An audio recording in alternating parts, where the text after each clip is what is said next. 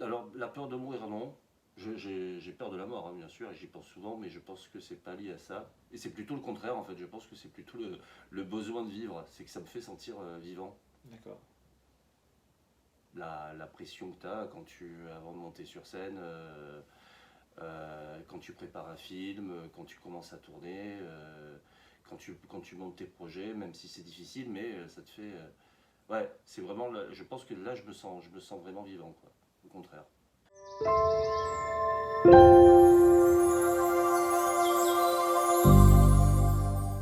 Bonjour à toutes et à tous, bienvenue dans ce nouvel épisode de Ne laissez pas vos rêves sans surveillance au format invité. Aujourd'hui, je suis très heureux d'accueillir un ami. Il est acteur, il est auteur, il est metteur en scène, il fait du cinéma, du documentaire, il fait plein de choses. On a fait plusieurs festivals d'Avignon ensemble. Je suis très heureux d'accueillir Mathieu Brassier.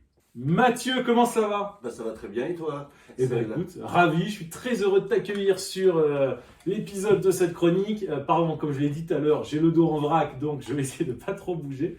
Très heureux de t'accueillir. On a fait plein de choses ensemble, beaucoup autour du théâtre, autour de l'écriture, autour d'Avignon. Donc on va pouvoir échanger pendant cette heure et parler un peu des rêves de tout ça. Très volontiers. D'abord, est-ce que tu peux, s'il te plaît, te présenter? Oui. Alors, je m'appelle Mathieu Brassier, j'ai 46 ans, je vis dans les Vosges actuellement, depuis maintenant 2019, 4 ans. Voilà. J'ai créé ma compagnie de théâtre à Épinal et je suis aussi depuis un an le directeur artistique d'un collectif audiovisuel qui est situé en Haute-Saône, à Vesoul, qui s'appelle le Terrain des Images. Voilà, donc dans l'est de la France. Alors, moi je te rappelle que je me suis marié à Gré. C'est pas vrai. Je te jure, C'est où? je me suis marié à Gré, bien sûr. Parce que t'as de la famille là-bas? Attends, on est quand même sur une chaîne YouTube. Oui, oui. Non, mais c'est bon à savoir pour nos auditeurs. Alors, ils sont pas nombreux, hein, c'est un peu tort. Ah oui, mais bon, écoute, justement, c'est des gens qu'on connaît. Oui, bah oui, oui. Non, c'est ma femme qui est de là-bas, qui a une maison de famille. Donc, du coup, on s'est marié à Gré. Ah oui, d'accord. Ah ouais, exactement. Bon, je te raconterai ça plus longuement. Donc oui, mais en tout cas, l'Est, je connais bien. Et du coup, ça n'a pas toujours été le cas. Toi, tu n'as pas toujours habité dans l'Est. Pourquoi tu es allé t'installer là-bas? Euh, Bah, moi, en fait, mon parcours, c'est que j'ai fait Marseille. Je suis marseillais d'origine. J'ai quitté Marseille à 19 ans après mon bac. Je savais pas trop quoi faire de ma vie. Je suis parti à Barcelone. J'ai passé 6 ans ensuite à Barcelone, où j'ai fait un peu de théâtre, et puis j'ai fait des métiers plutôt alimentaires, on va dire. J'ai repris des études de cinéma à Barcelone. Je suis ensuite parti à Paris en 2003, et j'ai passé 14 ans à Paris, c'est là qu'on s'est connus. En 2017, j'ai quitté Paris pour Marseille, et en 2019, je me suis décidé à monter ma compagnie. J'avais pas envie de la monter ni à Marseille ni à Paris, parce que je sais qu'il y a énormément de compagnies, il y a déjà beaucoup trop d'activités pour qu'une petite compagnie avec un président, une trésorière et un directeur artistique puisse vivre et être subventionnée. Donc j'ai choisi les Vosges. Voilà. Et puis jusqu'à présent, même si c'est un peu difficile, comme on le disait tout à l'heure, mais j'ai pu quand même monter des projets. D'accord, donc tu es vraiment allé t'installer dans l'Est dans une optique professionnelle, théâtrale, artistique. Bon, après, j'avais des amis qui vivaient là-bas aussi, ce qui m'a décidé. Je connaissais un petit peu Saint-Dié parce que la compagnie était là-bas d'abord, ça me plaisait bien. J'avais aussi, voilà, alors peut-être pas encore ce besoin, mais cette envie en tout cas d'essayer un petit peu la campagne, oui, qui toujours était très très citadin. Je sais pas, peut-être que c'est une question d'âge aussi, la crise de la quarantaine, j'en sais rien, mais une envie champêtre et bucolique. Mais j'avais voilà envie d'essayer ça, et puis jusqu'à présent ça me convient plutôt bien. J'aime bien revenir à Paris, j'aime bien aussi voilà apprécier toute la vie culturelle, etc. des grandes villes, mais aussi se reposer à la campagne, ça me fait quand même du bien. D'accord, ok. Est-ce que tu peux nous raconter un peu ton parcours professionnel? Tu as toujours voulu faire du théâtre, tu t'es toujours dit, je veux faire un métier artistique? Oui, je pense. Après, je crois que j'ai mis longtemps à l'assumer en fait, à me dire vraiment c'est ce que j'ai envie de faire maintenant à fond. Je crois que jusqu'à pratiquement 37 ans, jusqu'à ce que j'intègre vraiment le café-théâtre, le lieu à Paris. J'ai toujours fait ça un peu en dilettant, en n'étant pas très sûr de moi, en me disant oui, mais c'est compliqué, est-ce que c'est quand même difficile d'en vivre, parce qu'on te met ça dans la tête aussi quand t'es petit. Mais quand j'étais petit, oui, mes passions c'était le cinéma et le théâtre. Je regardais des films en VHS 15, 20, 30 fois. Enfin, il y a des films, je pense que j'ai dû les voir 60 fois. Ouais. Ouais, je sais, ça fait un peu malade, mais. Lesquels? Ah, La vérité de Clouseau, je pense que c'est un des. Je pense vraiment l'avoir vu une centaine de fois. Ah ouais, Ah oui, incroyable. ouais. Et puis il y a des films comme ça, ou même des comédies, hein. Tati Daniel aussi, je pense que je l'ai essoré jusqu'à bien 60, 70 fois, ouais. Père Noël est une ordure. Alors plein de films comme ça. Dès qu'un film me plaisait, en fait, j'adorais le revoir, pour comprendre un peu les mécanismes, pour revoir le jeu des acteurs, m'imprégner aussi des dialogues et tout, et ça me devenait un peu maladif, quoi. D'accord. Jusqu'à ce qu'à un moment, t'en puisses plus. Comme une chanson, en fait, hein, que t'écoutes à un moment à fond, et voilà. Alors c'est vrai que le cinéma, c'était quand même plus accessible, parce que voilà, il y avait la VHS, et c'est quand même différent d'aller au théâtre, parce que le théâtre, c'est quand même sortir de chez soi, aller dans une salle de spectacle, payer un billet, etc. Mais, euh, mais oui, le théâtre, chaque fois que je pouvais y aller aussi avec ma mère ou autre, j'adorais ça aussi, quoi. D'accord. Donc, tout petit, tu t'es dit, je ferai un truc artistique. Ouais, je pense. Oui. Tu as un souvenir, un épisode qui t'est marqué, un truc où tu t'es dit, voilà, c'est ça que je veux faire? Bah, je pense que ça a été quand même plus le théâtre quand j'allais voir. Alors, c'était à la Criée à Marseille. À l'époque, c'était Marcel Maréchal qui dirigeait la Criée. Il faisait beaucoup de Molière. Et je pense que ouais, devant un Molière, alors je sais plus lequel exactement, peut-être l'École des femmes, je sais plus, où j'ai vraiment eu ce truc où je me suis dit oui, non, mais voilà, c'est ce que je veux faire, c'est ce que je veux faire dans ma vie. Mais après, bon, voilà, j'ai pas eu forcément, même si j'adore mes parents, j'ai pas eu des parents vraiment qui m'ont soutenu par rapport à ces projets artistiques-là. Donc je pense que moi-même ensuite, bah, je me suis un peu dit, bah oui, voilà, on me fait comprendre que c'est pas facile, donc ça doit pas l'être. Et je pense que voilà, j'ai mis du temps à me dire, bon ben voilà, oui, je sais que c'est possible, je peux y aller à fond, et maintenant ça va être ma vie, quoi. T'as intégré un peu, c'est ça, cette espèce de peur dans la société, ces trucs, il faut pas faire ça marchera pas. Ouais. Et t'avais cette voix dans la tête, quoi. Oui, oui. Ah oui, oui, complètement. D'accord. Complètement. Ok. Mais du côté de ta famille, tu disais on t'a pas particulièrement soutenu, on s'est pas particulièrement opposé quand t'as dit je veux faire du théâtre. Alors j'ai pas dit je vais faire du théâtre. J'ai dit déjà que je voulais faire un bac littéraire, ça a été très très mal reçu. Donc déjà le théâtre c'était le Attends, next ouais, step, et on va y aller. j'y suis pas encore allé, donc je me suis dit oula, ça va pas passer. Donc bah en fait j'ai échoué avec un bac scientifique. Bon, mes parents m'ont un peu poussé pour que je fasse un bac scientifique. Ah, t'as fait S. J'ai fait S, et puis en fait c'était pas du tout fait pour moi, donc ça a été l'effet inverse, c'est-à-dire que je me suis dit mais je suis nul, etc. Parce que en physique je ne comprenais rien. Ah ouais. Je passais des cours à ne rien comprendre à ce qu'on me racontait, quoi. Ah ouais. Voilà, mais c'est juste que c'était pas fait pour toi, et tu peux pas forcer non plus un gamin voilà, comme ça. Et puis je pense que voilà, ça a eu l'effet inverse, où je me suis dit bah non, en fait je suis nul, ça me correspond pas, donc tu redoubles, donc ça te met aussi un petit peu en position d'échec. Ouais. Tu passes un bac forcément que t'as pas, et en fait l'année suivante j'ai repassé mon bac quand même en L, donc en littéraire. J'ai décroché l'école en fait 3 mois avant l'épreuve du baccalauréat. Et en fait, en n'étant pas scolarisé, en le passant par correspondance, je l'ai eu avec mention. Comme quoi, Ouais. il Donc, en y a gros, une justice quelque part. ouais, puis c'est ça. Puis Mais pousser dans une voie qui n'est pas la tienne, ouais. Moi, j'avais fait une expérience il y a quelques années sur un recrutement, une graphologue qui m'avait demandé d'écrire une phrase. Donc, j'avais écrit la phrase de main droite. Je crois que je l'ai raconté dans une chronique. Et ensuite, elle m'avait dit maintenant, vous changez de stylo de main et vous écrivez la même phrase. Et donc, évidemment, j'avais écrit la main gauche, j'avais galéré. Et elle m'avait dit quel enseignement vous en tirez. Effectivement, j'avais dit bah, c'est vrai que c'est dur, tu es en effort, le résultat est nul, c'est pas agréable. Elle m'avait dit ça, c'est exactement quand vous êtes dans un métier pour lequel vous n'êtes pas fait. Vous écrivez la main gauche, et elle m'a dit en plus, vous allez être comparé avec des gens qui, eux, sont gauchers. Tu vois, j'y pense parce que c'est un peu finalement ce que tu as vécu, à te dire vas-y, écris de la main gauche. Et je me suis dit, mais c'est stupide, quoi. Je suis pas fait pour ça. Voilà. non, tout à fait. Après, avec le recul, je me dis, mais pourquoi je me suis pas opposé avant? Pourquoi j'ai pas été plus, tu vois, c'est ça aussi, quoi. Mais bon, voilà, tu te fais un peu. Bah forcément, alors encore une fois, je leur en veux pas du tout, hein, s'ils écoutent, c'est la vie et c'est comme ça. Et puis voilà, peut-être que moi aussi, Oui. j'aurais dû plus m'interposer. Mais oui, les choses se sont fait comme ça. Et puis en fait, je pense que comme j'étais après le bac un peu largué, je savais pas trop quoi faire de ma vie. Donc plutôt que de me dire, bon, ben, je vais aller vers le théâtre, etc., j'ai préféré en fait aller vers l'étranger, apprendre une nouvelle langue, une nouvelle culture. Et bon, je regrette absolument pas, hein, parce que ce que j'ai vécu à Barcelone en ayant 20 ans, c'était... C'était ma question et un peu ma remarque. Est-ce que tu as des regrets par rapport à ça? Parce que moi, je te dis ça, tu vois, effectivement, moi, pareil, j'ai fait S, voilà, des trucs pour lesquels je n'ai pas forcément fait. Et pendant longtemps, tu vois, je me suis dit, j'aurais aimé faire un conservatoire de théâtre, tout ça.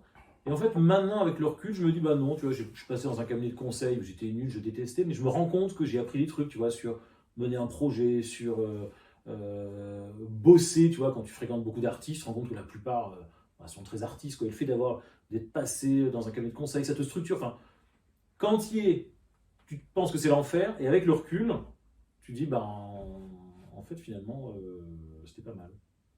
Non, je suis assez d'accord avec toi là-dessus. C'est bien quand même d'être passé aussi par voilà, des métiers où tu fréquentes pas que des artistes, que tu n'es pas dans ce monde-là tout le temps. Parce que finalement, ça peut être aussi un monde assez fermé aussi, comme tous les mondes, comme toutes les communautés qui vivent un petit peu entre elles. Quand tu n'as pas d'expérience à l'extérieur, bah, et surtout, bah, en France, on a quand même voilà, pas mal d'avantages aussi quand on est artiste, comme l'intermittence du spectacle, etc. Et quand tu es avec des gens qui ont vécu que ça, qui n'ont pas su ce que c'était aussi, bah, être au régime général, comme on dit, mais pour parler techniquement, bah, c'est sûr que tu t'enfermes un peu dans quelque chose. Et je pense que c'est bien d'avoir des expériences ailleurs.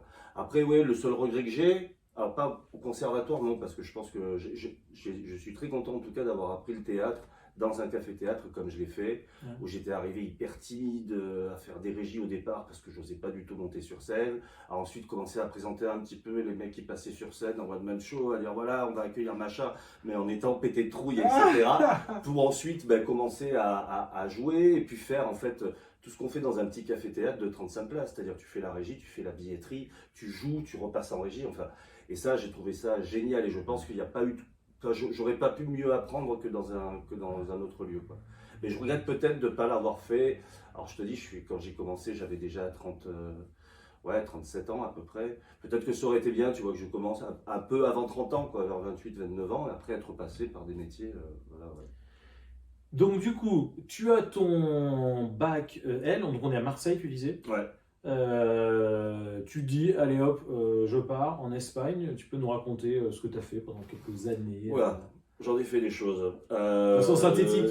Ouais, ouais, bien sûr. Non, non, bah, je suis parti bah, d'abord vraiment alors, sans rien, hein, c'est-à-dire je suis parti vraiment à l'aventure avec l'argent que je m'étais fait en fait en travaillant comme serveur.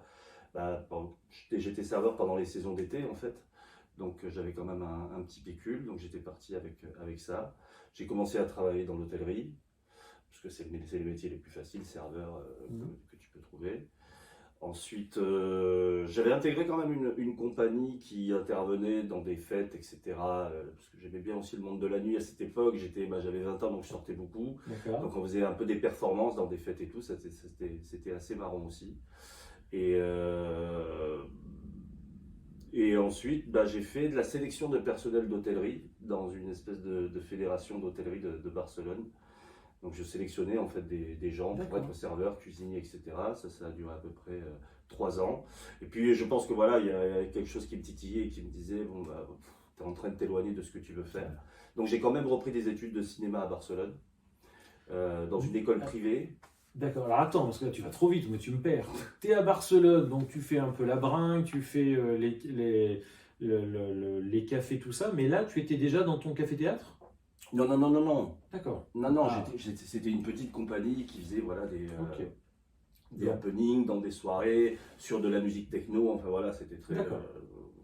on s'habillait en dur romain, on mangeait du raisin, enfin voilà, ce genre de choses. Pour se marrer, quoi. Voilà, exactement. Ok. Voilà. Donc, d'accord, tu fais ça. Et là tu te dis au bout d'un moment, la vie te rattrape un peu par la manche et te dit, Mathieu, viens faire du cinéma. Bah ouais, je me suis dit, j'étais quand même un petit peu en train de m'éloigner de vraiment mes envies, et puis je me voyais pas non plus faire la sélection de personnel d'hôtellerie, même si c'était un métier qui était très bien, mais moi je pense qu'à terme j'en avais déjà marre. Truc, ouais. Bah, déjà à 25 ans j'en avais marre, donc je pense que ça aurait été compliqué de pousser encore le bouchon. Donc ouais, bah en fait là je te parle je suis arrivé à Barcelone en 97 et je suis parti en 2003 pour Paris.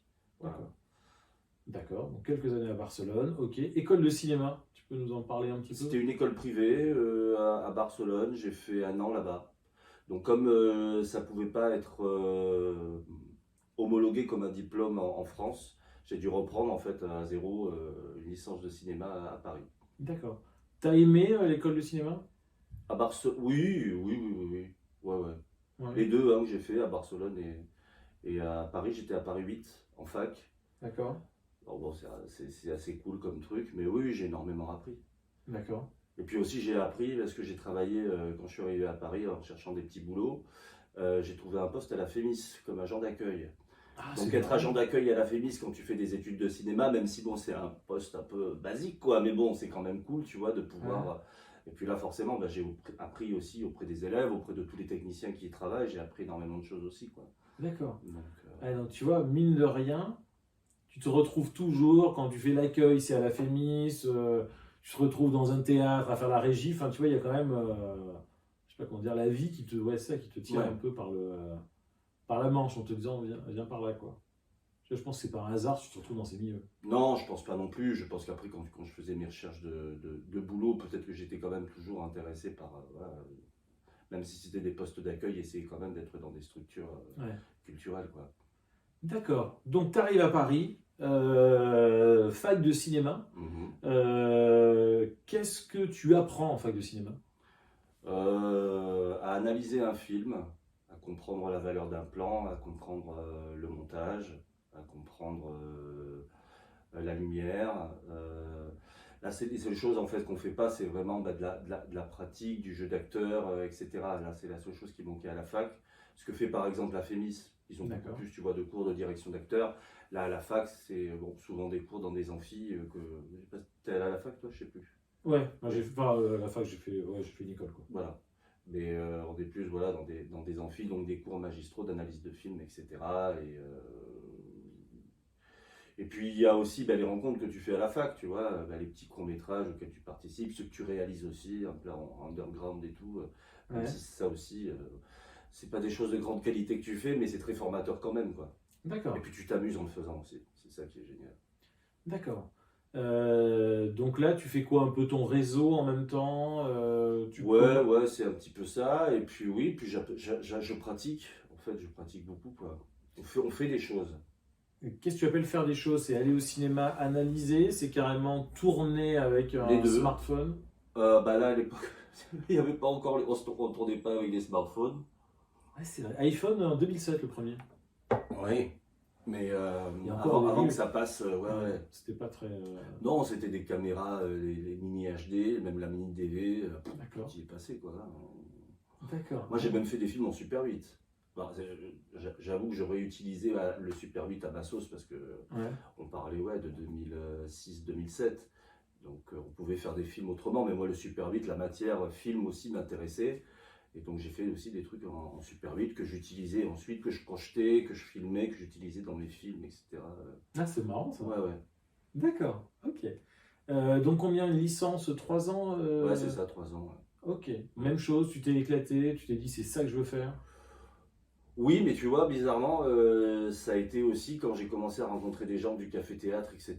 Et puis que finalement, bah, le cinéma, je me suis aussi un petit peu orienté vers le café-théâtre, quoi. Donc, mine de rien, oui, c'est ça que je vais faire à 100%. Du cinéma, non, parce qu'il y a quelque chose d'autre qui m'a amené. Et puis le café-théâtre, j'arrivais assez vite à quand même gagner de l'argent. C'était aussi ça, quoi, tu vois. Avec bah, les régies, les trucs, je pouvais me faire un petit billet par-ci, un petit billet par-là. Il était où ce café-théâtre? Il est dans le 9e, il existe toujours, je pense. Ah ouais? Ça s'appelle comment? Café-théâtre, le lieu. Le lieu. Ouais. Corinne et Jean-Luc, qui sont deux frères et sœurs. Je sais pas si je suis déjà allé. Ok. Oh, bah, il y a quand même des gens, il y a beaucoup de gens qui ont démarré là-bas, avant de faire même le point virgule, etc. Mathieu Madénian, Florence Foresti, elle a fait quelques scènes aussi là-bas. Il y a Fabrice Eboué qui par exemple teste ses spectacles régulièrement là-bas. D'accord. Tu vois, non, c'est un petit.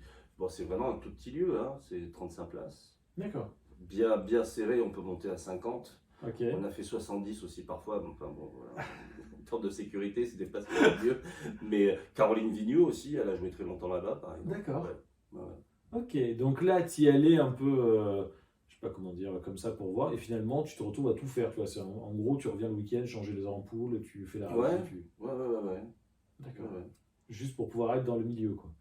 Oui, et puis l'ambiance était sympa, je m'entendais bien avec les patrons, la plupart des comédiens avec qui je travaillais aussi, et puis du coup, bah, ça me plongeait encore dans un nouveau monde, quoi. Je pense que c'est ça aussi, c'est ce dont j'ai besoin, de nouvelles aventures aussi. C'est c'est ce qui me stimule, je pense, D'accord. très clairement, ouais. Donc là, tu termines ta fac de cinéma, tu bosses en plus au café-théâtre à côté, t'as quel âge?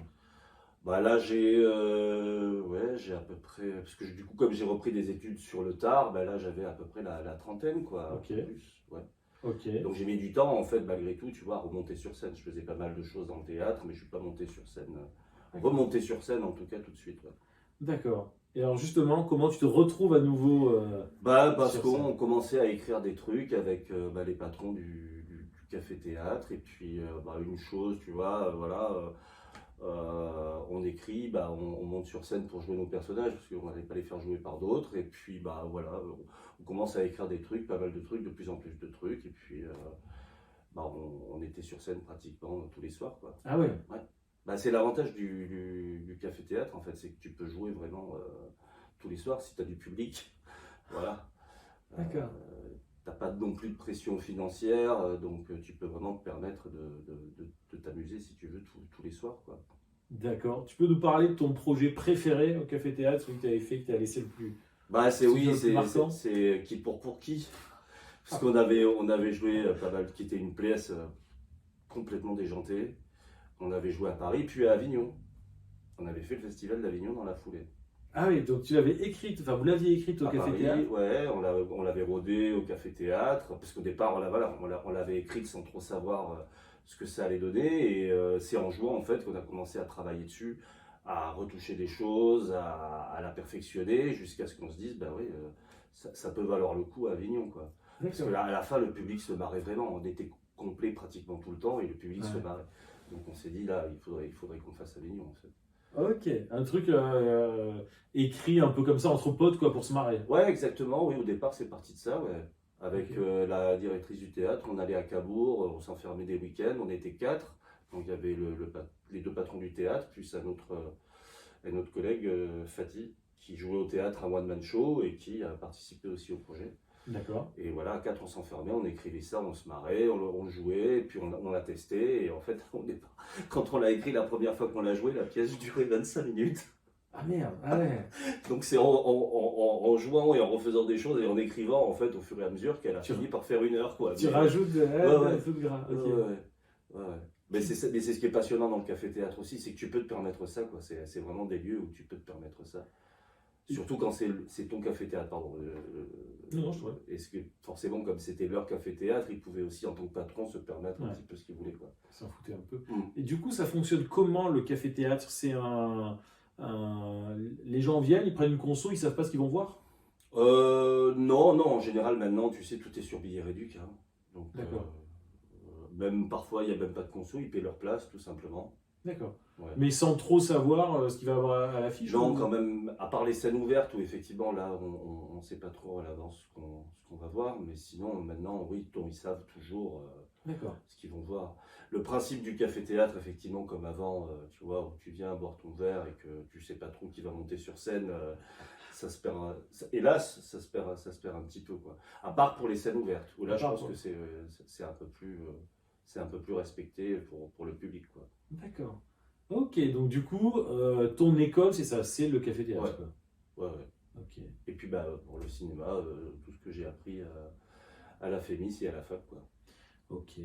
Euh, En termes justement de cinéma, de réalisation, tu as fait des choses à l'époque, tu tournes des choses, tu montres un peu ton travail. Ouais, bah, j'avais fait deux courts-métrages. Un qu'on avait mis au Short Film Corner à Cannes. Alors, c'est pas vraiment une sélection, hein, mais bon, ça permet que le film soit vu. Ah, bah, les deux, en fait, avaient été au Short Film Corner. Voilà. Ok. Bon, j'avoue que je m'étais pas trop occupé des 2 premiers courts-métrages pour les faire tourner, etc. en festival. Tu ne les avais pas défendus? Pas vraiment, non. D'accord. Je pense que c'était plus pour se roder que je les avais faits. Oui, après peut-être que j'ai pas eu assez de pugnacité, oui, pour les défendre. D'accord. Ouais. Ok. Donc du coup, tu mènes les deux en parallèle, un peu de cinéma, un peu de café-théâtre, ton école. Ouais. Ok. À quel moment tu retournes à Marseille? En 2017. D'accord. Et donc là, tu te dis, allez Mathieu, c'est bon, maintenant on y va, full time. En fait, j'avais quand même créé ma structure de diffusion de spectacles par laquelle on s'est rencontrés aussi. Exactement. Donc ce que je m'étais dit, c'est qu'en tout cas, j'avais vraiment envie d'être indépendant maintenant dans ce métier, de plus dépendre des autres, mais tu vois, de pouvoir travailler sur des spectacles à diffuser, sur des relations presse avec Anaïs aussi, qui s'était occupée de Comme un lundi, etc. Mais en tout cas, le but, c'était vraiment là, maintenant, d'être, en tout cas professionnellement, d'être indépendant et de vivre vraiment que moi-même des métiers artistiques, quoi. D'accord. Même si pour l'instant ça restait un petit peu derrière parce que j'étais encore dans la diffusion sans m'engager directement moi à me mettre sur scène. Artistiquement, en tout Voilà, cas. c'est ça. Est-ce que tu penses que c'était comment dire, une façon de s'approcher du but, tu tournais un peu autour, une façon un peu de dire je suis un peu dans le théâtre, mais comme j'assume pas trop, en fait je fais un peu la billetterie, la régie, je suis pas vraiment sur scène, je suis un peu dans le théâtre, j'aime bien, mais... Ouais, je pense que c'était ça aussi. En fait, après le café-théâtre, j'avais intégré une compagnie, la Maison Lafitte, semi-professionnelle. On avait monté une pièce pas Raymond DeVos, mais DeVos, c'est son nom de famille. Je sais pas si tu connais cet auteur. DeVos? Mais pas Raymond, hein. Ah. Il a le même nom de famille, mais c'est pas. Rémi, non, c'est Rémi DeVos. Rémi DeVos, ouais. Ok. Une pièce qui est très très bien, qui s'appelle Jusqu'à ce que la mort nous sépare. Ok. Voilà. Ouais, j'avais travaillé avec cette compagnie. D'ailleurs, une des comédiennes de la compagnie met en scène maintenant certains de mes spectacles. Ok. Voilà, donc ça m'a permis quand même de faire du réseau. Donc je pense que, voilà, en tout cas, je me rapprochais en me disant, même si je ne vis pas directement artistiquement de mon métier, mais au moins, je reste quand même dans la partie culturelle et ça me fait gagner de l'argent, c'est-à-dire je faisais de la diffusion, etc., relations presse, et à côté quand même, je continue mes projets artistiques, même si pour l'instant, je ne gagne pas d'argent avec. D'accord, voilà. Tu restes quand même dans le milieu, tu grenouilles un peu dans tout ça, quoi. Ouais. Ok, super. Ok, on fait un saut dans le temps. Du coup, ça, il y a 3 ans, tu décides de partir dans l'Est. Ouais, 4 du coup, maintenant. 4 ans, oui. Ouais. Du coup, tu peux nous raconter... Oui, en fait, j'ai passé 2 ans à Marseille, 2017-2019, pour comprendre que j'avais pas du tout envie de rester dans cette ville. Voilà, pas Marseille? Non, je pense que après je dois avoir une relation particulière à la ville parce que j'y suis né, j'en suis parti. C'est une ville que j'aime beaucoup, hein, dans laquelle il y a des millions de choses à faire, mais qui est quand même très très particulière aussi pour énormément de choses. Tu es dans comment on dit, une love-hate relationship. Ouais, c'est tout à fait ça, ouais. Et j'adore y revenir, j'adore passer du temps à Marseille, mais y revivre, non, je sais que c'est clairement impossible. Donc je voulais quitter Marseille, je voulais cette fois monter ma compagnie, j'étais sûr de mon coup là. Et donc voilà, je me disais, est-ce que je retourne à Paris? Mais à Paris, monter une compagnie, je savais bien que ça allait être compliqué. Rester à Marseille pour ma compagnie, c'était hors de question. Et puis voilà, j'ai revu ses amis de Saint-Dié, donc Saint-Dié-les-Vosges. Et c'est là que je me suis dit, oui, en fait, c'est pas une mauvaise idée d'essayer, au moins d'essayer de la placer là-bas et puis d'essayer d'aller vivre là-bas. D'accord. Voilà. Et du coup, alors là-bas, Saint-Dié-les-Vosges, maintenant, les projets, explosent, puisque il y a à la fois du théâtre, du cinéma, du théâtre où tu écris totalement, du cinéma, du documentaire. Voilà, je te laisse commencer par où tu veux. En fait, il y a plein de choses, il se passe plein de choses. Ouais. Oui, du coup, en 2019, on avait fait Avignon Ensemble, donc Chante Claire Solo, et Après, comme un lundi, ouais. après Comme un lundi. En 2019, il n'y avait pas Comme un lundi. Il n'y avait que Euh, Chante Claire. Hein. Chanteclair, ouais, 2019, il n'y avait plus que Chanteclair. 2018, il y avait Chanteclair et Comme un lundi. Et 2017, il n'y avait que Comme un lundi. Ouais, c'est ça. Putain, les anciens combattants, quoi. C'est pour ça que j'ai mal au dos, moi. Vas-y, pardon. je commence à avoir la sciatique. Oui, et donc j'avais fait une lecture de ma première pièce, J'aime pas les chats. Voilà, donc avec vraiment l'intention d'embrayer sur la pièce. Un projet théâtre en prison aussi, à la maison d'arrêt d'Épinal, qui s'appelait La mécanique du rire, justement pour essayer de, un peu comme dans J'aime pas les chats, où il y a quelque chose de très grinçant et de très cynique, mais que j'essayais de désamorcer toujours dans la pièce par le rire, essayer de travailler avec un groupe de détenus justement sur leurs problèmes, sur leur passé, essayer d'aborder ça avec dérision et humour.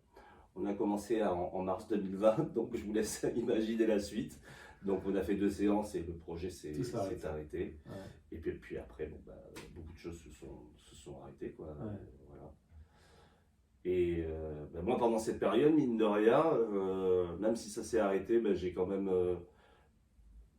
découvert des choses, puisque j'ai été bénévole dans un EHPAD. Et en fait, je me chargeais de faire de mettre en relation les résidents avec leur famille, puisque les visites étaient interdites, avec des tablettes. Et c'est là que j'ai mûri un petit peu l'idée d'un projet audiovisuel avec les résidents de cet EHPAD. Et que l'année d'après, on a pu avoir les financements pour réaliser une mini-série de 3 épisodes qui a été diffusée sur le web avec eux. Puis encore l'année suivante, j'ai pu réaliser un court-métrage avec un groupe d'adultes en situation de handicap mental dans la même zone, pas très loin. Est-ce que tu peux donner les noms? Parce qu'il y a des millions de personnes là qui sont suspendues, qui disent on veut le voir. Moi je les ai vus, tous tes films. Alors la mini-série s'appelle La fortune de la salamandre. Ouais. Et le court-métrage s'appelle Barrage au projet. Sur YouTube, on trouve directement. Oui. Fortune de la salamandre, Barrage au projet, Mathieu Brassier. Ouais. Sinon, c'est sur le compte de la compagnie La 5e Sirène. Ok, ça marche. Du coup, tu n'es plus, entre guillemets, retourné en prison. Si, là, je mène un projet à la maison d'arrêt de Besançon. Très bien. Depuis le mi-mars. D'accord. Ouais. Un atelier d'écriture de films documentaires sur les questions de citoyenneté. Ah ouais. Donc on aborde toutes les questions sur la citoyenneté. Alors justement, la citoyenneté, mine de rien, c'est très très large. Ouais. Puis ça peut être très très vague aussi quand on commence à rentrer dedans.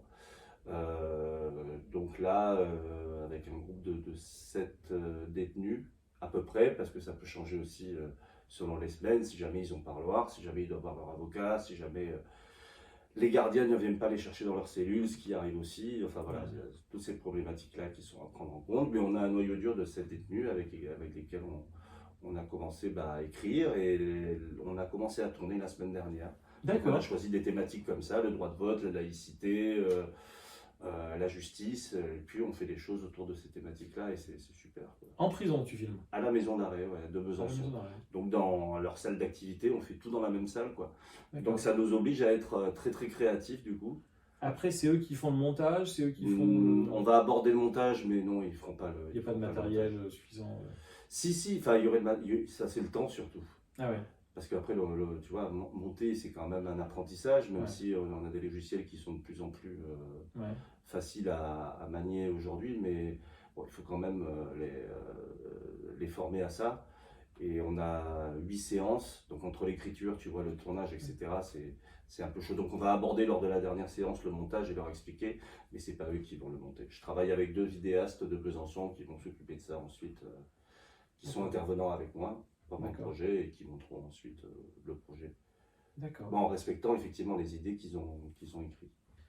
Tu as je sais pas comment dire, une appétence particulière pour les populations comme ça un peu fragiles? Oui, de plus en plus, je pense. Parce que tu interviens effectivement en EHPAD, tu interviens dans un centre avec des personnes ayant un handicap mental, tu interviens en prison. Ouais. Pourquoi en fait? Parce que j'ai pris énormément de plaisir en fait à mener tous ces projets-là. Et ça c'est très différent en fait de travailler avec des comédiens ou comme je disais, voilà, des artistes et des personnes qui sont dans ce métier et qui ne vivent que pour ça, etc. Alors il y a un côté passionnant aussi, mais je trouve qu'il y a beaucoup d'entre-soi. Alors que là, il est pulvérisé l'entre-soi, il n'y a plus du tout ça, si tu veux. Il faut créer des équipes avec des gens qui souvent ne connaissent pas très bien ces métiers-là, leur apprendre ça, mais en même temps s'adapter aussi à eux. Et en fait, du coup, ça te met dans... tu crées des équipes qui sont assez folles. Il y a toujours un moment dans ces projets où tu te dis, c'est pas possible, on va pas y arriver, vraiment. Hein, et en fait, tu passes un cap où ça se fait, tu y arrives. Et je trouve ça vraiment extraordinaire et ça me motive de plus en plus à travailler et à développer des projets de plus en plus aboutis. D'accord. Là, je travaille justement sur un projet de documentaire sur la place des pratiques artistiques, des pratiques artistiques dans l'accompagnement des enfants atteints de troubles autistiques. Ah, d'accord, incroyable. Ok. Alors justement, c'était ma question suivante. Là, tu parles du projet, d'accompagnement des personnes fragiles. Tu penses aussi que c'est, un peu le rôle de l'art de faire ça, d'aider, d'accompagner, tu vois, d'offrir c'est un peu cliché, mais tu vois, une fenêtre en prison, permettre aux gens de s'évader par le théâtre, par l'écriture. Je pense que, moi je dirais oui, après le rôle, enfin j'ai pas envie de, j'impose pas, je pense que c'est pas le rôle, c'est un des rôles peut-être de l'art, oui, de faire ça. Et puis je sais que je suis pas seul à le faire et que je pense qu'il y a d'autres personnes et beaucoup d'autres qui sont motivés par ce genre de projet. Ouais. Et tant mieux, mais en tout cas, ouais, c'est bien en tout cas que ça se fasse. D'accord. Et qu'il y ait encore pour l'instant des financements pour ça. Ouais. Qui, j'ai l'impression, voilà, peuvent avoir tendance avec le temps à s'amoindrir et j'espère qu'ils ne disparaîtront pas, c'est ça surtout. Parce qu'après, quand il n'y a plus de financement, tout devient toujours beaucoup plus compliqué, quoi. C'est ça le problème. D'accord. Ok. Est-ce que tu dirais, toi, que le théâtre, l'écriture, le cinéma, l'art en général, est-ce que tu dirais que l'art t'a sauvé? Ouais, il me sauve encore. Hein. C'est vrai? Ouais. Dans quel sens? Je pense que si j'avais pas, quand je déprime, quand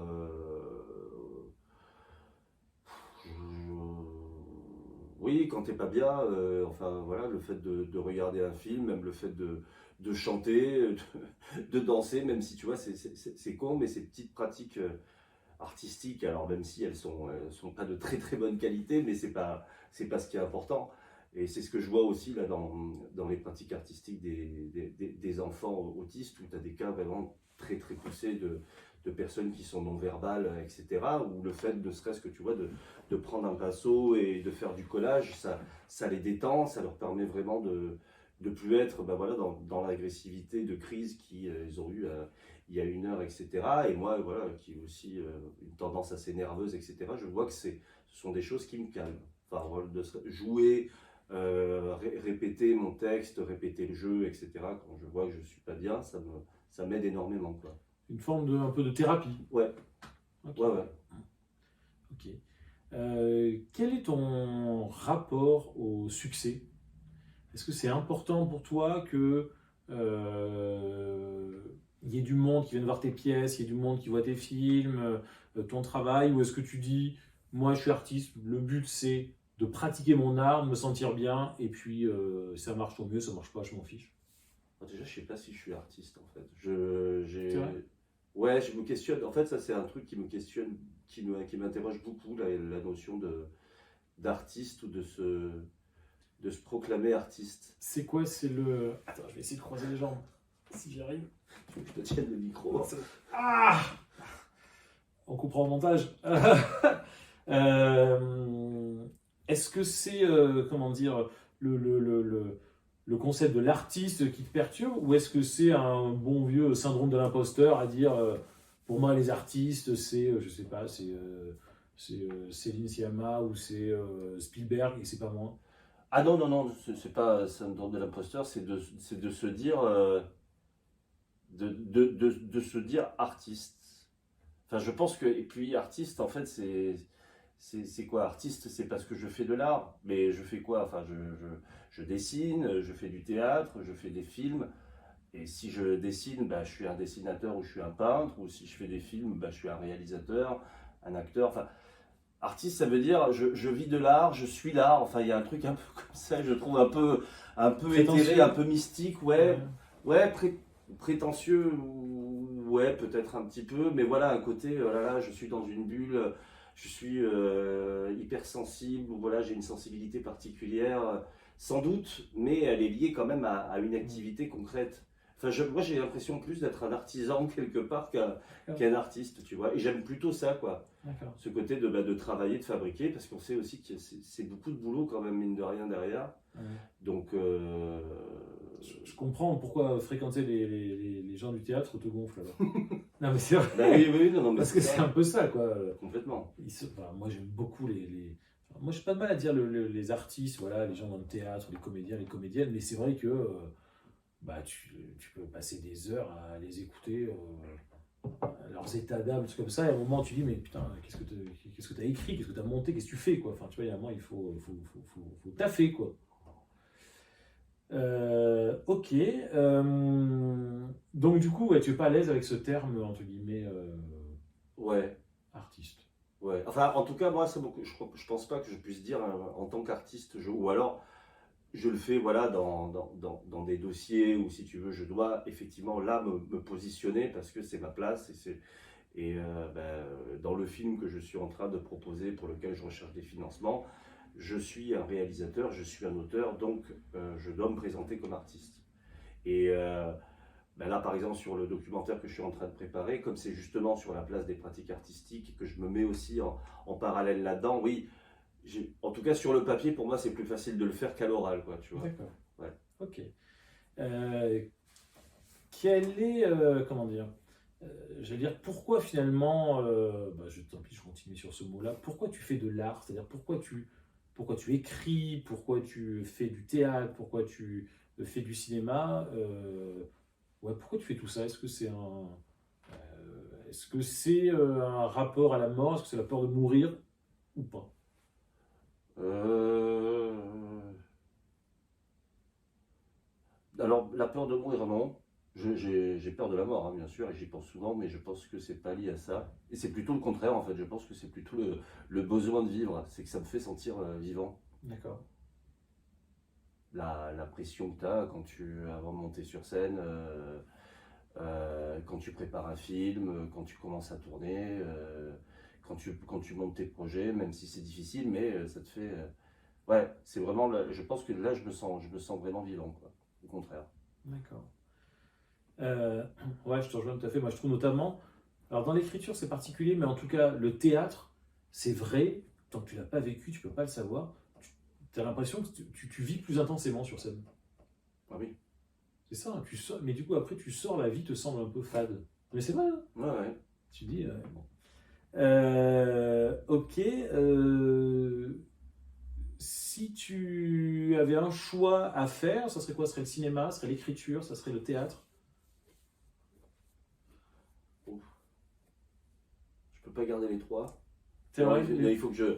les Non, trois sont... je dirais, si vraiment je dois faire un choix, je dirais le cinéma, mais vraiment à contre-cœur, quoi. C'est vrai? Ouais. Ouais. Pourquoi? C'est l'image, c'est... Parce que je pense qu'il y a quand même une finalité qui se matérialise. Et alors qu'au théâtre, bon, forcément, tu peux filmer, mais une captation, c'est pas, Ouais. tu le vois pas. Alors que bon, c'est quand même le projet cinéma, quand il est abouti, tu peux le voir, le revoir. Alors peut-être que c'est lié justement, comme quand j'étais petit, que je mettais 30 fois les VHS. Mais tu vois, je pense que mais vraiment là, c'est à contre-cœur hein, que je choisirais. Ah ouais, ça serait douloureux, quoi. Ah oui, d'abandonner le théâtre, oui, oui. C'est vraiment. Mais qui pourrait me demander ça, à part quelqu'un qui veut me torturer comme toi, en fait. D'accord. Qui sont tes héros, tes héroïnes, tes modèles, qui sont les les gens, les personnes qui t'inspirent, réels ou héros, enfin fictifs? Vladimir Poutine.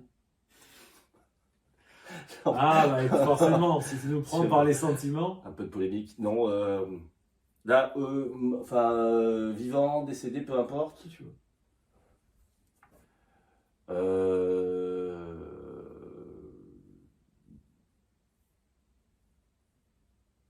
C'est difficile. Il y en a eu beaucoup hein, quand même, des gens qui m'ont inspiré. Ben, si je pense à l'enfance par exemple, parce que je l'ai vu là en plus, il y a Pagnol. Ouais. Ça aussi, je les ai saurés, Marius, Fanny, César. Et puis bon, en plus, voilà, comme je suis Marseillais, donc c'est des choses qui m'ont vraiment parlé. Et puis bon, comme c'est aussi un pied dans le théâtre, aussi Pagnol, justement, Bien sûr. ces films-là qui sont aussi à la base des pièces de théâtre. Je pense que oui, Pagnol, c'est un auteur, par exemple, qui m'a beaucoup inspiré, influencé. Après, il y a aussi Krijaoui, par exemple. C'est des gens, je trouve, qui ont une qualité d'écriture qui est assez exceptionnelle par leur simplicité, justement. Et c'est ce qui est frappant, parce que je me suis refait encore, tu vois, récemment. Parce que, ouais, de toute façon, j'ai ce côté-là, c'est-à-dire que c'est tout ou rien. C'est-à-dire que si je décide de revoir un Jaoui Bakri, je me fais toute la série, depuis Cuisine et Dépendance jusqu'à Place Publique, tu vois, leur dernier film, quoi.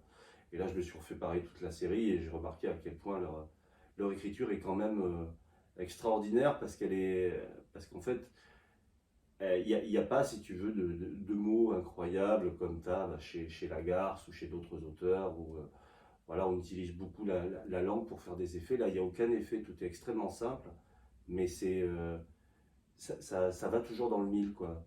Et je trouve que c'est quand même extraordinaire de réussir ça avec justement quelque chose de simple. Enfin, je sais pas si toi c'est pareil, mais tu te rends compte que quand tu écris, tu as quand même tendance justement à vouloir faire beaucoup d'effets parce que tu penses que ça va être joli ou parce que voilà, mais non, en fait, plus c'est simple et plus ça va droit dans le mille, mieux c'est, quoi. D'accord. Ok, donc Pagnol. Jaoui Bakri, après je peux te citer aussi, il y a Madonna aussi, c'est quand même quelqu'un, tu vois, que je trouve assez extraordinaire.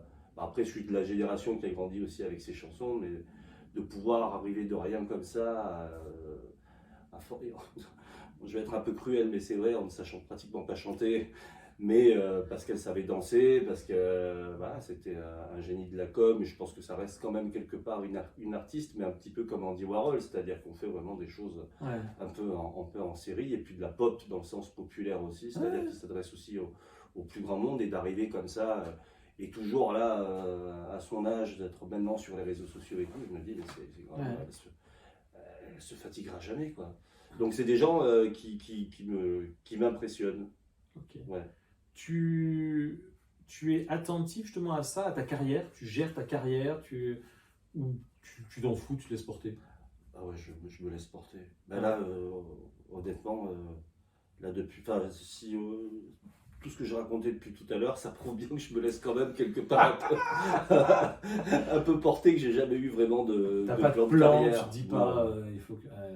Bah, parfois si, je me dis, ah ben tiens, là, ça serait bien quand même de passer la vitesse supérieure sur certaines choses. Donc oui, c'est ça, mais après plan, là, en tout cas à 10-15 ans, de me dire, là maintenant je vais faire ci, je vais faire ça, non. D'accord, tu te laisses porter Ouais. par l'événement. Ok. Ouais. Parce que moi, je trouve, ça fait quelques années maintenant qu'on se connaît, tu es quand même, je trouve, extrêmement, comment dire, discipliné, méthodique, tu vois, parce que, effectivement, maintenant, moi, je fréquente pas mal d'artistes et tout le monde a des super projets sur un énorme plan avec un réal, et en fait, t'en vois jamais la couleur. Alors que toi, Mathieu, on se voit, je sais pas, tous les 6 mois ou au moins tous les ans, on prend une bière. Et à chaque fois, tu me dis, ouais, tiens, regarde, j'ai le projet sur la maison de retraite qui vient de sortir, j'ai le projet sur les personnes handicapées, tiens, ça y est, j'aime pas les chats, commence à tourner. Enfin, tu te contentes pas, entre guillemets, de parler. Tu fais des trucs et dans le milieu artistique, peut-être que c'est ça qui te gonfle avec les artistes, c'est pas la norme. Et moi, je trouve ça hyper admirable, appréciable. Bah, je pense que c'est pour ça aussi qu'on apprécie de se voir, parce que c'est la même chose que j'ai envie de dire pour C'est toi, vrai. quoi. Ouais. Moi, en tout cas, ouais, moi j'essaye de faire avancer, quoi. Bah, j'avoue qu'après maintenant, professionnellement en tout cas, je m'entoure aussi de plus en plus de gens qui sont comme ça. Ah ouais. J'avoue. Ouais. Qui bossent, ouais. Ouais, qui sont des bosseurs et voilà, qui passent plus de temps à bosser qu'à parler. Ouais. D'accord. Et puis, alors peut-être que comme je suis comme ça aussi, je me rends compte que les projets se passent mieux, qu'on travaille mieux, que tout est beaucoup plus serein quand on est un peu focus à ce niveau-là, quoi. Puis probablement en plus, moi j'ai cette conviction que tu attires un peu des gens qui te ressemblent. Ouais. Tu dois attirer des gens qui ont le même état d'esprit, qui délivrent, quoi. Et puis tu fais le tri aussi, je pense, en fonction des projets. Après, je veux dire, chacun est comme il est. Il y a des gens talentueux, certainement, qui sont aussi comme ça et qui peuvent, dans des projets au théâtre, sur scène, être extraordinaires. Et pourquoi pas. Mais il y a des gens aussi qui sont des bosseurs et qui ont du talent et sont géniaux sur scène parce qu'ils ont bossé aussi énormément pour ça. Et ces gens-là m'attirent plus, D'accord. quand même. Voilà. Ouais. Moi, ce que j'entends, tu es quand même un besogneux, quoi. Tu travailles. Ouais, et de plus en plus, je me rends compte. Enfin, plus le temps passe, parce que plus je me rends compte que c'est important, et je pense plus j'anticipe aussi les projets, j'anticipe le temps de travail sur les projets, et j'accorde surtout beaucoup plus de temps au projet. Très bien. Ouais. Bon, on est raccord. Question comme un lundi. Si tu rencontrais le petit Mathieu, je sais pas, 8-10 ans dans ces eaux-là, qu'est-ce que tu lui dirais ou qu'est-ce qu'il te dirait? Je pense que à l'heure actuelle, à 46 ans, il me dirait je commence à être fier de toi. Lui te dirait ça? Ouais.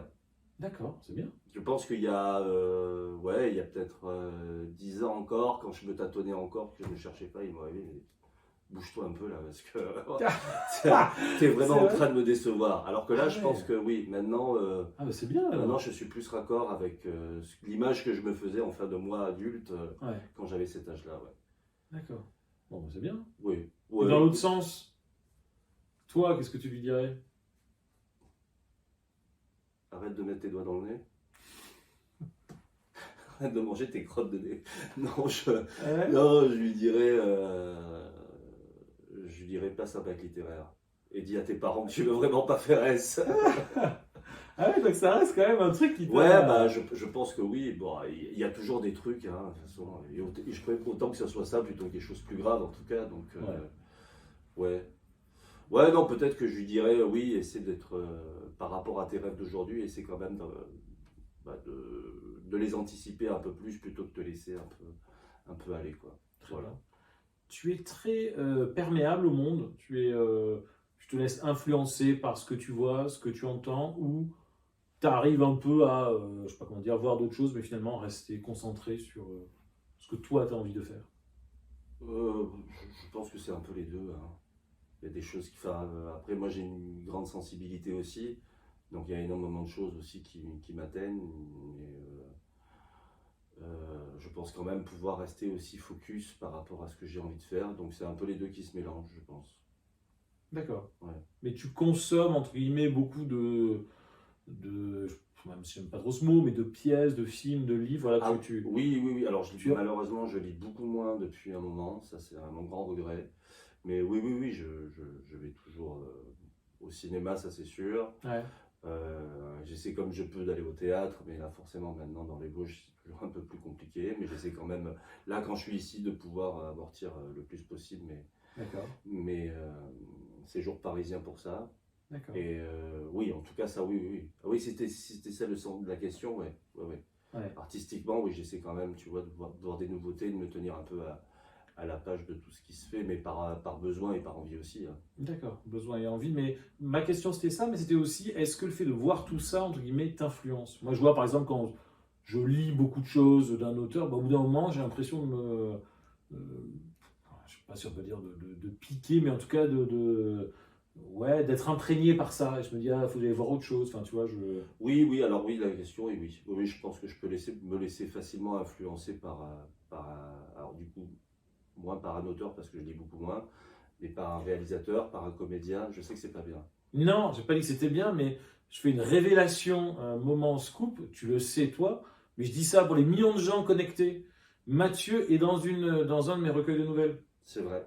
C'est vrai? Et j'ai été très ému en le lisant d'ailleurs. Ah, je te remercie. Et mon père aussi. C'est vrai? Ouais. Ah bah génial. Le bruit du rêve contre la vitre, nouvelle numéro 2, je crois, Les Somnambules, qui raconte l'histoire de Mathieu, artiste au début du confinement et qui va aider en EHPAD, en maison de retraite. Ouais. Directement inspiré d'une conversation qu'on avait eue. Je revois clairement cet échange, tu m'avais raconté ça. Je lui ai dit, mais c'est dingue ce truc, j'étais en train de commencer à bosser sur le recueil. Au début, j'ai hésité à changer le prénom, je me suis dit, bon, écoute, non, dédicace au poteau. Moi, ça m'a fait vraiment très plaisir. Bon.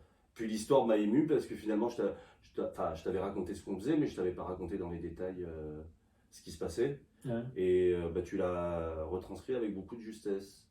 Et je pense que c'est ça qui m'a ému aussi, tu vois, parce que voilà, sans rentrer dans ces détails-là, il y avait quand même beaucoup de vrai dans l'histoire que tu as racontée, quoi.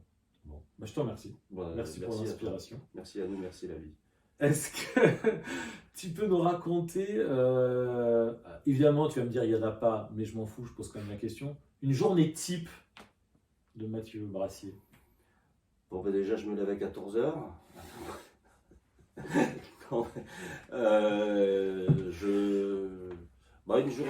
Une journée type, ouais, c'est vrai que c'est dur à dire parce que c'est souvent des périodes de travail qui sont très concentrées. Et puis après, bon, bah, comme je suis intermittent du spectacle aussi, je peux faire aussi des cachets à droite à gauche. Donc je fais de la figure aussi. Quand je peux avoir des trucs mieux, des rôles ou des silhouettes, comme on dit, j'en fais aussi. Mais voilà, donc ça peut être aussi pendant 2-3 jours, je vais partir à Lille faire un truc où je suis figurant pour revenir. Mais la journée type en général, c'est chez moi, à bosser souvent sur des dossiers, à avoir des rendez-vous avec un directeur de théâtre pour essayer de programmer. Donc, le dernier spectacle qui est Les Fâcheux de Molière, qu'on a monté, on a réalisé une première étape de travail au mois de décembre, d'une semaine, mais sur un spectacle comme celui-ci, c'est pas suffisant. Donc là, je cherche un autre temps de résidence d'au moins 2 semaines pour pouvoir parfaire ce travail. Et avec le spectacle, on a eu un atelier d'écriture de SMS en alexandrin avec un groupe de collégiens. Voilà. C'est drôle ça. Ouais, on l'a mené jusqu'à début mars, là, sur 6 semaines. Et ils ont écrit des alexandrins, ils sont montés sur scène avec les alexandrins qu'ils ont écrits, ils ont mis en scène le spectacle, etc. Donc ça a été un énorme boulot, mais c'était génial. Tu es vachement dans le partage, dans l'échange, dans la transmission. Ouais. D'accord. Ah oui, et puis j'aime vraiment beaucoup ça, quoi. Et puis il faut voir aussi les gamins, ça leur a vraiment plu en plus, hein. C'est ce qui était hallucinant. La prof de français nous disait, moi j'ai du mal à leur faire apprendre des textes, et là j'ai été quand même stupéfaite de la facilité avec laquelle, bon certes ils les avaient écrits, mais quand même quoi, ils ont tout appris par cœur, ils sont montés sur scène, enfin voilà, pour certains ça a été un gros challenge parce que il y en a un, je me souviens, qui avait presque une crise de panique avant parce qu'il n'arrivait pas du tout. Et il est monté sur scène, ça s'est très bien passé, mais en sortant, il a fondu en larmes, tu vois, de relâcher le stress et tout, ça a duré. Donc, oui, voilà. Tout ça pour dire que. Pardon, oui, tu disais? Non, je l'ai dit, je le répète, le théâtre, ça doit être obligatoire en collège. Franchement, comme tu as 2 heures de sport, je te ferai 2 heures de théâtre. Tous les élèves, franchement, c'est génial, quoi. Après, peut-être le seul danger, je ne sais pas si tu vas me rejoindre, c'est que ça devienne un peu une thérapie. Tu vois, il faut pas. Enfin, je pense que le théâtre, en même temps, tu soignes tellement de choses, mais il ne faut pas que ce soit un truc pour régler ses problèmes. Enfin, pas que, quoi. Ah, dans le sens où tu écris sur toi, sur. Ouais, et puis tu joues, ouais. Ouais, je vois ce que tu veux dire, mais t'es pas. Tu penses que ça peut devenir comme ça? Ben, moi, ce que j'ai pu voir dans les ateliers de théâtre où j'ai participé, t'en as qui viennent faire du théâtre pour apprendre à parler en public, pour s'exprimer, pour incarner des rôles, mais t'en as aussi qui viennent pour régler leur compte avec eux-mêmes, leur enfance, résoudre des trucs un peu. Bon, je me dis, il va peut-être mieux qu'ils aillent voir un psy. Ouais. Non, mais c'est vrai. Non, mais t'as raison, oui. Mais allonge-toi et parle-nous de ta mère. C'est pas un peu le concept d'ailleurs Ben oui, on devrait s'allonger en fait. Ouais, ou comme l'autre, il y avait un youtubeur qui fait plus de vues que moi, qui recevait les gens dans sa baignoire. Ah, oui, qui était Gérald chez Starr. Ardisson, oui, et puis qui Ouais. s'est fait. Bah, le mec, il recevait les gens dans Oui. son bain, quoi. Et en même temps, putain, ça marche, quoi. Là, on a combien? 1 800 000 abonnés. Ouais, c'est Ah, pas mal. super. Ouais, ça marche. Moi, je pourrais le faire. Chez moi, il y a un petit étang. Ouais. Je pourrais les Ah, recevoir dans concept, l'étang hein. aussi. Ça peut être. Je suis sûr que ça marcherait mieux. Hein. Je suis sûr que ça Bah, marcherait le mieux. concept, oui, peut-être le concept campagne, ouais, Parce que là, on est un peu plus d'1 heure, là, il n'y a plus personne. Hein. À la limite, il y a ma mère et la tienne, mais sache que là, on n'est plus que 4. Hein. Regardez là. Allez, regardez l'interview jusqu'au bout. Tiens, on pourrait mettre un truc dans les commentaires. Si vous êtes resté jusqu'au bout, dans les commentaires, qu'est-ce qu'il pourrait mettre Mettez-nous un mot-clé dans les commentaires. T'as pas une idée? d'un mot-clé. Ouais. Clé. Ah, voilà. Le premier qui met clé dans les commentaires, ça voudrait dire qu'il a vu l'interview jusqu'au bout. Et ben, qu'est-ce qu'il gagne? Un abonnement gratuit à ma chaîne. Non, s'il met vraiment le mot, je m'engage à lui envoyer un t-shirt. Ah putain, non mais c'est vrai. Ouais. S'il met clé, un t-shirt blanc. Non, là, je vois la vie en Vosges. Ah oui! Ah ben voilà! Ah oui, oui, oui, oui, tout à fait. Un Le t-shirt, premier qui met le mot clé en commentaire, il y aura un t-shirt, je vois la vie en Vosges. ça va être tellement humiliant, on va avoir personne qui va le mettre, putain. Ou alors quelqu'un, oui, pour délirer, oui. Mais les t-shirts sont de très bonne qualité par contre, parce que les Vosges a été une terre de textile. Mais c'est vrai, C'est vrai. Et de bonbons et de sapins. exactement. On arrive bientôt au terme de cette interview. J'adore échanger avec toi, Mathieu. Quel est le prochain rêve? Quels sont les rêves encore qui te restent à réaliser? Ah ben, j'aimerais bien pouvoir réaliser ce film, là, le documentaire en tout cas sur les enfants et l'art et l'autisme, D'accord. avec de vrais financements et pouvoir ensuite démarrer vraiment des films et des projets, que ce soit en fiction ou en documentaire, même si j'ai l'impression de plus en plus que mes projets vont... fiction documentaire, pour moi, ça va être de plus en plus poreux, quoi, si je poursuis en tout cas dans ce domaine-là. Oui, c'est peut-être ça l'ambition. C'est vraiment de pouvoir travailler sur ce style que je recherche et que j'ai envie d'explorer, quoi. Sans savoir très bien où je vais, mais voilà, que j'ai envie d'expérimenter en tout cas. C'est vrai que tu avais fait ce film, comment tu avais appelé ça? Une fausse fiction ou une... Ouais, c'est documentaire, un petit peu le Ouais. nom que ça donne, même si c'était pas le but initial, mais je l'ai pas réalisé. Hein. J'ai Une été docu-fiction. Ouais, c'était un peu ça, ouais. Si, sur le making-of de ta pièce. Mm.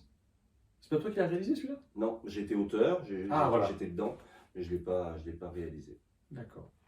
Je pense que si je l'avais réalisé, le film aurait été, en tout cas, il aurait été plus fidèle à la vision que j'avais au départ. C'est-à-dire D'accord. moins de faire ce truc faux documentaire, mais vraiment de plus jouer sur quelque chose de poreux entre le théâtre, le documentaire et la fiction. On peut le voir en ligne quelque part, ce travail ou pas? Oui, si vous faites sur Vimeo La Résidence, Ok, sur la plateforme Vimeo La Résidence, ouais. ok. Ouais. D'accord. Je vais essayer de mettre tout ça en commentaire parce que c'est vrai que tu fais plein de trucs vidéo. Alors moi, je les vois à chaque fois, mais je sais pas s'ils restent en ligne ou... Si, normalement, il reste. Ok. Après, est-ce qu'ils sont vus, je sais pas, mais en tout cas, ils restent en ligne. Ouais. Bon, parfait. Mathieu, on arrive au bout de cette interview. Une chose à ajouter? J'ai passé un super moment, comme C'est d'hab cool. quand on discute de toute façon. Ouais, c'est vrai. Mais là, le truc de mettre un peu ça en scène, En et tout, forme. avec Ah non, des lumières, c'est vachement agréable. Moi, je trouve, c'est marrant, je me fais la remarque à toutes les personnes avec qui j'ai échangé dans ce format.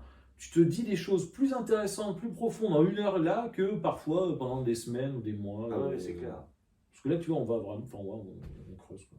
Et puis on est à l'aise surtout, donc voilà. Il n'y a pas 3 caméras, 2 rings lumineux.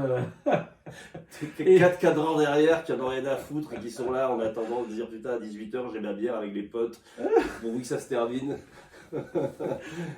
Bon, eh ben écoute, merci beaucoup Mathieu. Merci à toi. Comme d'habitude, vous likez, vous commentez pour ceux qui sont encore là. Je te laisse le mot de la fin. Tu sais ce qu'on dit? Bonne nuit les mangeurs d'étoiles. Je te remercie.